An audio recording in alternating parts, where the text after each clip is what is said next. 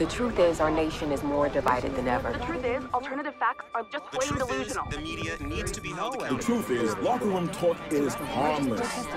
The truth is, we need to put the safety of the American people. The truth is, we need a full investigation of any ties to Russia. The truth is.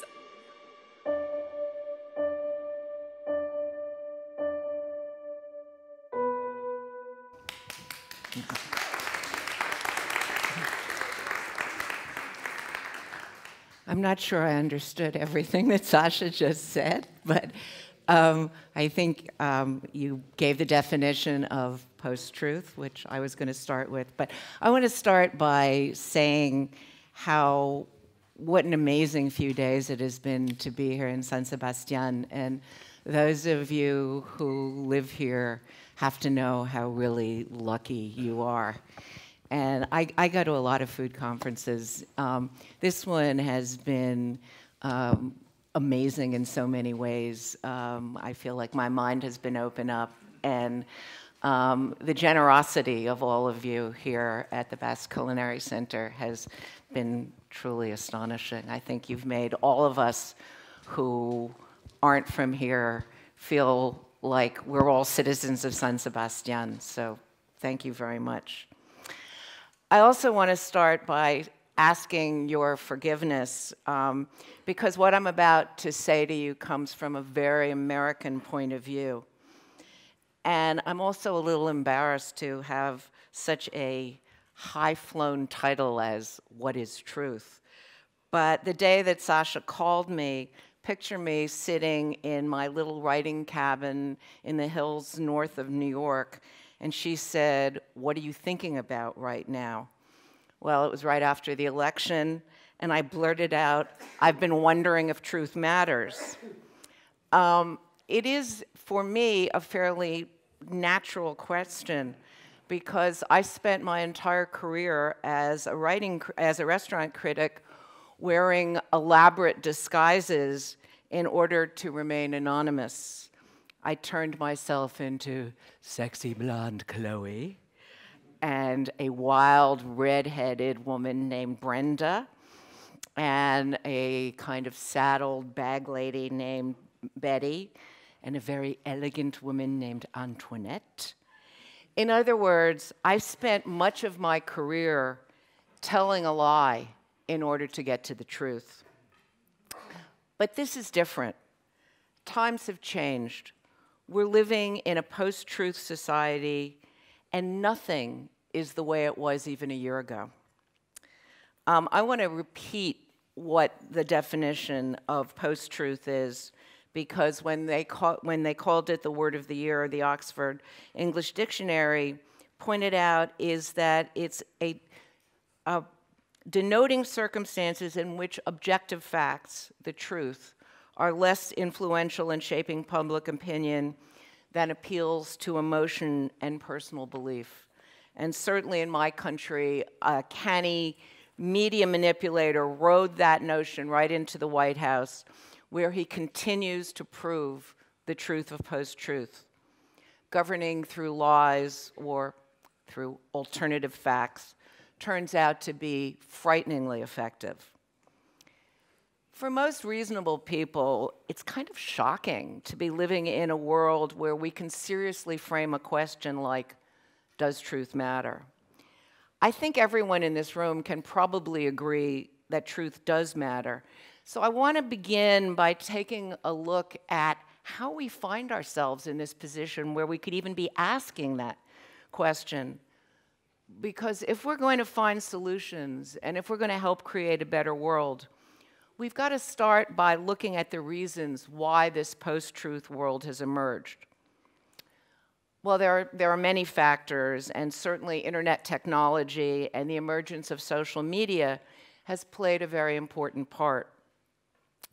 But a big part of this answer has its roots in food, or more specifically, food policy.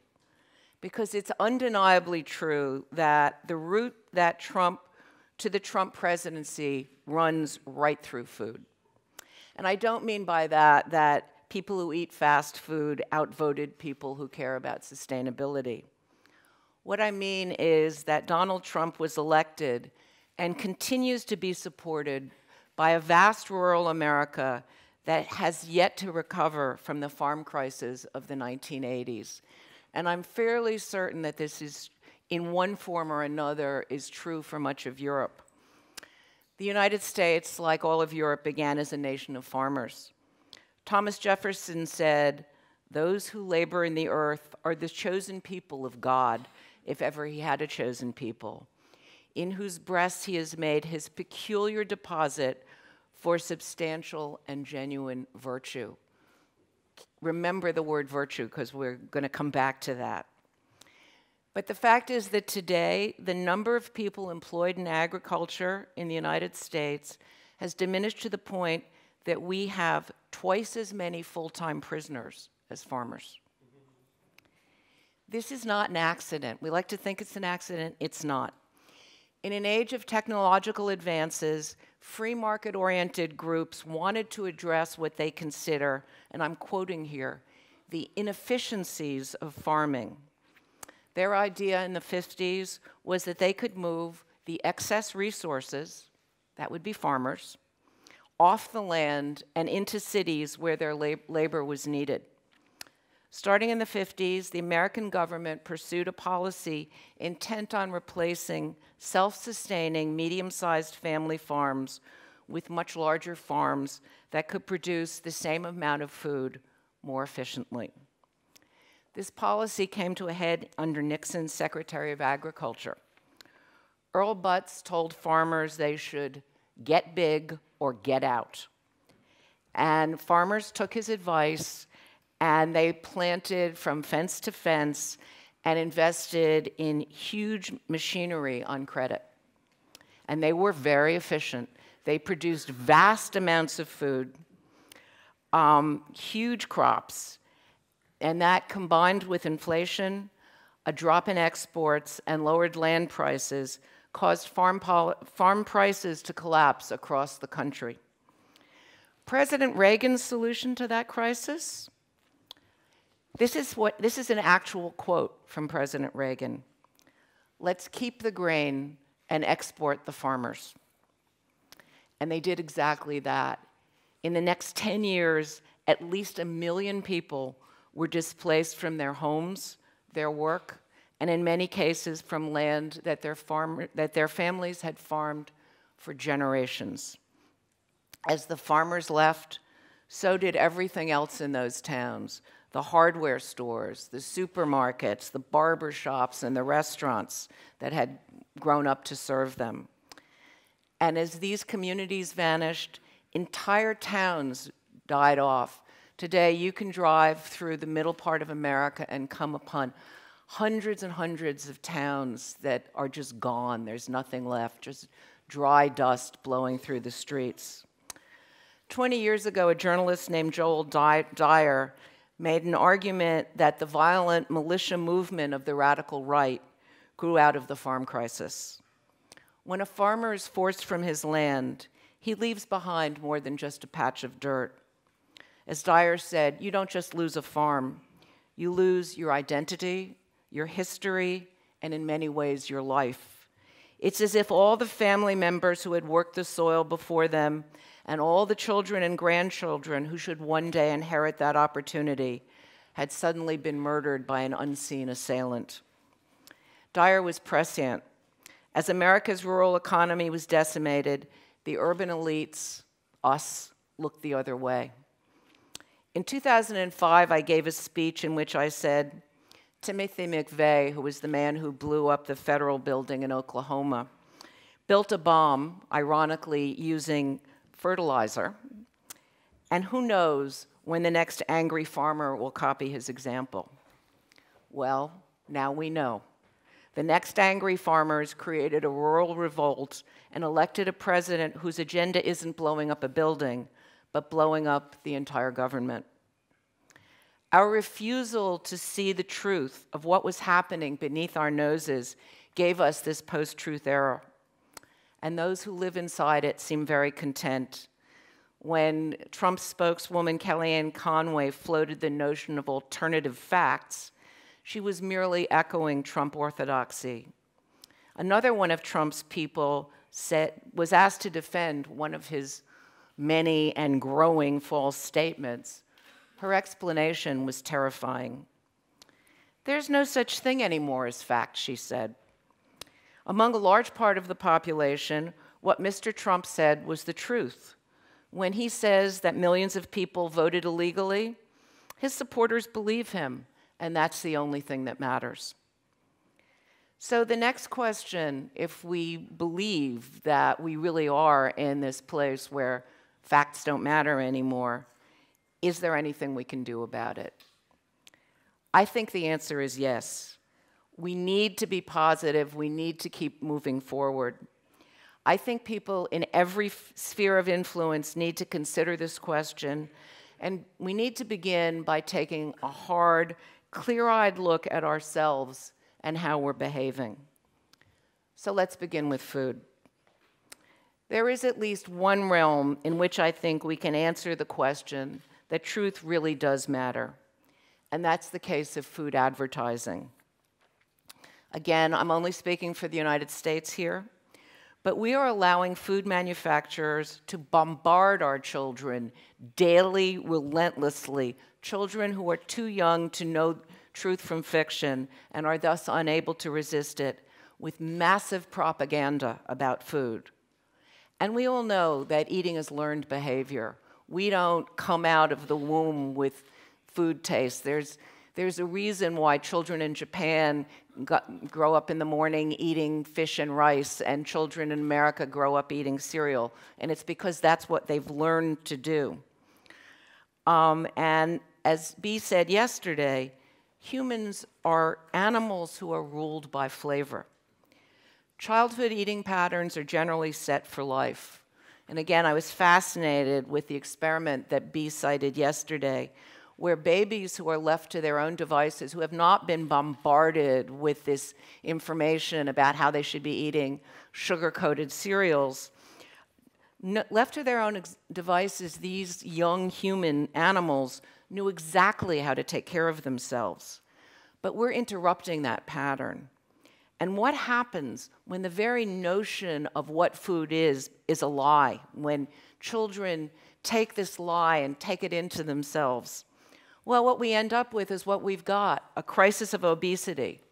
If I were in charge of the world, we'd accept that in this case, truth really does matter, and it's time we stop letting giant food manufacturers tell our children what to eat. But there's an even bigger problem than this. And in this food world, we really need to embrace the idea that food has become a major battle in the ongoing culture wars that increasingly divide us. And although people like me, food journalists, are very reluctant to recognize it, we continually condescend to people whose food choices are different than ours. We're remarkably self-righteous about those who eat what we do not. For example, those of us who frequent farmers markets and serve carefully cooked from scratch family meals consider this not merely a choice, but a virtuous act. We're constantly patting ourselves on the back about it. We're very smug, because it stands to reason that if we are being virtuous, the people who live on fast food are the exact opposite. We are convinced that they're hurting themselves, they're hurting their children, and more importantly, that they're doing grave damage to the planet. Words matter. They matter a lot. And the words that we use about food are loaded. It's time that we actually stop to consider the words that we're using when we talk about food. Tom Sietsema, who is the restaurant critic of the Washington Post, wrote about President Trump a couple of weeks ago. And this is a direct quote. "He supped with family members and politicos at BLT Prime by David Burke, a yawn together now steakhouse." Yawn together now? A complete put down of everybody who eats in steakhouses. But it gets worse. When Trump has the audacity to order his steak well done, and pour ketchup on it, Sietsema can hardly bear to look at it. It was, he wrote, as if the entire entree would be accompanied by a sippy cup. A sippy cup, I looked up the translation, it's a vasito para bebé. So think about that for a moment. The subliminal message to everyone who eats ketchup with steak, and in the United States, that's an awful lot of people, is that they're nothing but children. If I happened to like ketchup with my steak, I'd be very offended. Reading that, I couldn't help thinking of James Baldwin's exchange with Robert Kennedy in 1961. Kennedy gave a speech on the Voice of America in which he said, "Negroes are making progress. There's no reason why in the foreseeable future a Negro could not be president." That sounded like a very emancipated statement to white people, Baldwin responded. And he was right. When I heard the speech 60 years later, it sounded that way to me, not to Baldwin. They were not in Harlem when this statement was first heard. They did not hear the laughter and bitterness and scorn with which this statement was greeted. From the point of view of the man in the Harlem barbershop, Bobby Kennedy only got here yesterday, and now he's already on the way to the presidency. We were here for 400 years, and now he tells us that maybe in 40 years, if you're good, we may let you become president? Baldwin went on to talk about the panic-stricken vacuum in which black and white, for the most part, meet in this country. And in the food world, we find ourselves right back inside that panic-stricken vacuum, only it's not limited to race. And if we're ever going to get outside of that vacuum, we need to keep it constantly front of mind. We need to remember that words are important. Words are loaded, and we need to use them very carefully. Start looking for examples, and you'll be shocked by the ways in which our words are unconsciously widening the divide that separates those who live in cities from those who inhabit the rural areas. I looked at ads for Whole Foods, which Whole Foods is the very expensive American supermarket chain, which is sometimes derisively called Whole Paycheck because it's so expensive.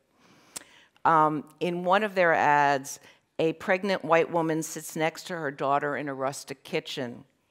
"Eat like an idealist," says the caption. In another, there's a blue sky and the words, "Values matter." The implication, of course, is that if you don't buy their food, if you can't afford it, you have no values. Here's another example. A couple of years ago, Marilyn Haggerty, who was the restaurant critic of the Grand Forks Herald in North Dakota, wrote a glowing review of the chain restaurant Olive Garden. It was, she wrote, the most beautiful restaurant in town. Food snobs across America went wild. It went completely viral, and with people pointing out that Ms. Haggerty had been unwittingly hilarious. Ms. Haggerty was calm about the whole thing. "I don't have time to sit here and twit over whether some self-styled food expert likes my column," she said. Those in the middle of the country shared her feelings. To them, it was one more example of the disrespect in which they were held. And much as I respect Michael Pollan, these days I read some of what he writes and wince. He so often talks about doing the right thing when it comes to food. When one interviewer objected that might be too expensive for some people, he replied, "Yes, but I think most people could afford to spend more money on food. There's a segment of the population, probably less than 10%, that can't spend more than they're spending now. And we need to help those people by designing food aid that points them to the produce aisle and away from the snack foods." Well, if I was living on a limited income, that would infuriate me. But he goes on. "It's true that to get off processed food, you might have to join a community-supported agriculture program where you get a box of produce every week, And you have to figure out what to do without all that chard and butternut squash. And a lot of people feel they don't have time for that, partly because of the $50 to $100 they're paying for cable television. It's a matter of priorities. The bland assumption that people who don't have time to cook are sitting around watching TV is as blatant as Robert Kennedy thinking he had the right to give black people permission to be president. And I wince now when I read my own words, because I'm continually quoting Wendell Berry's idea of eating as an ethical act, as if people who live in food deserts, work 3 jobs to feed their children, and are forced into fast food places because what they serve is cheaper than real food, are ignorant of ethics. And this brings me to my final example, and my favorite example, which is the superstar Gwyneth Paltrow, who also writes cookbooks. And she gave an interview in which she said, "I'd rather die than let my kid eat cup of soup." You know, if you're a mother who's struggling to feed your family and cup of soup is very cheap, you've just been put down for all time. No wonder the harried mother rushing home from work and living on food stamps hates her guts. The truth is that in this new internet age, we're increasingly divided and we're talking to ourselves. We keep preaching to the converted, and we need to stop it. We need to bridge that gap, and we need to find ways of talking to each other. And here's where we get back to post-truth. Because if we agree that in a post-truth world, arguing the facts doesn't matter, that it's just another way of talking to ourselves, that simply won't work. If facts no longer matter, is there anything we can do? I think the answer is yes. The screenwriter Aaron Sorkin, he's the one who wrote Network, and he did West Wing, the TV show. I recently heard him speaking to an audience in Hollywood, and he said that we had the means to fix misinformation, to show the world that alternative facts are not true. What we can do, he said, is write. The most powerful delivery system ever invented for an idea is a story. The other day at lunch, Andoni said much the same thing. He said he believes that story is the 6th flavor. We need to remember that. It's interesting to note that the biggest leaps in public attitudes about food in the United States didn't come through journalism or through investigative reporting. It didn't come through newspapers. They came through fiction. When Sinclair Lewis wrote The Jungle in 1908, it was a book about the horrors of the meatpacking business in Chicago. His motives were political. He wanted to underline the plight of the exploited immigrant workers in the meatpacking plants in the stockyards. But rather than write his book as a nonfiction narrative and expose, he wrote a deeply affecting novel. And what he said later was, "I aimed at their hearts and hit them in the stomach." What he was hoping for was better working conditions. What he achieved was the first Pure Food and Drug Act in America. And John Steinbeck had much the same effect when he wrote The Grapes of Wrath, setting off the greatest outcry about the exploitation of farm workers in the United States. And I really hope that, the Joad family were white natives of Oklahoma and not immigrants of color, and I hope that wasn't why he was so effective. But what I'm trying to say is that words matter, and in the post-truth age, we need to rely on the storytellers, the people who connect us by letting us know how it feels to be someone else. And if I still had Gourmet magazine, what I would be doing today was going to fiction writers and getting them to write deeply moving stories about what's happening on the farms and in rural America and how it feels to be a farm worker today. And it's really interesting to me that I just read yesterday, reviewed the newest TV show in America, American Crime. It's totally fictional, and this season, 10 stories completely focused on the problems of immigrant farm workers. So this cry is being taken up, and I have a strong feeling that this show, which is going to show what it is like to be someone who's 5 years old and working in the fields and whose father is dying of pesticide poisoning, what that really feels like, and in a way that is deeply affecting because it's fiction. Never have these tools been more needed than they are right now. Language is incredibly powerful. The words we choose to use and how we choose to use them can have enormous consequences. And in this post-truth age, we need to go beyond what we have always considered normal.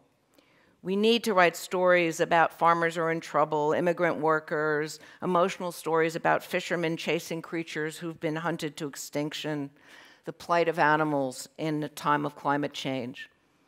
If we want to change our food system for the better, stories are going to be the way to do it. Right now, we're mostly fighting back by aiming at the mind, and it can be very disheartening. But we cannot despair. We have to continue to fight for the things that we believe in, and we need to do it by aiming at the heart. Or as Hector said so beautifully yesterday, we need to find new meaning in the sounds of an old word. Thanks.